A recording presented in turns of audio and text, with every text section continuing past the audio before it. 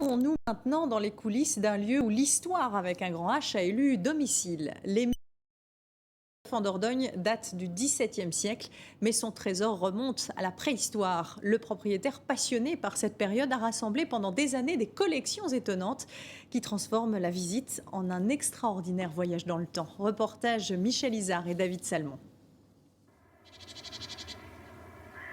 Certains matins d'hiver, quand la brume monte de la Vézère, quand le givre a figé les dernières roses du jardin, le château de Sauveboeuf semble vouloir cultiver un mystère. Ce pourrait être une de ces bâtisses typiques en pierre blonde, comme il en existe beaucoup dans le Périgord.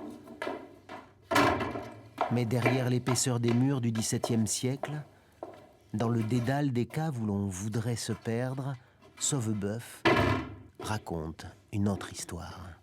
Nous arrivons dans la salle au trésor. C'est une pièce unique. J'ai plus de 3000 collections. Pratiquement tous les sites de France sont ici, dont les plus célèbres, notamment Cro-Magnon.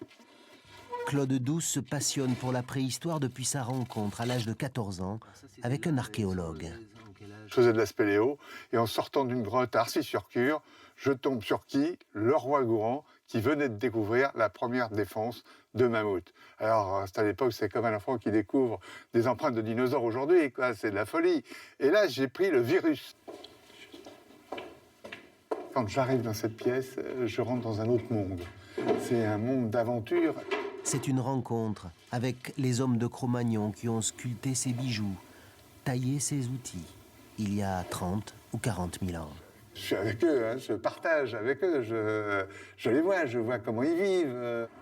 Le château est à l'entrée de la vallée de la Vézère, à 2 pas de Lascaux. Ce n'est sans doute pas un hasard.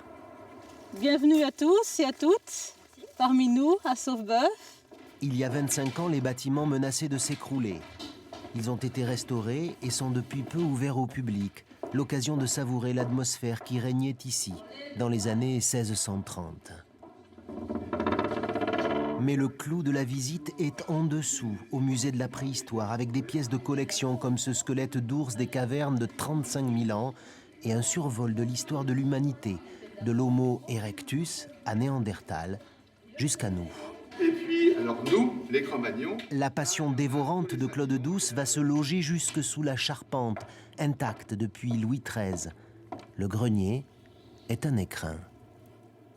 Vous avez les plus vieux outils de mon musée, plus d'1 million d'années. Et ça, c'est le cutter.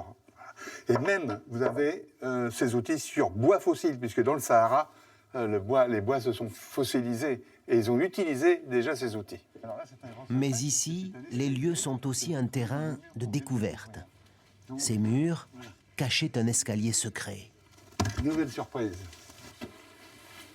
Le château retrouve le mystère qu'il nous laissait présager. La montée respire la poussière et le parfum de l'histoire, mais au bout, pas de trésor, juste une vie parallèle dans les combles, la double vie de Sauveboeuf.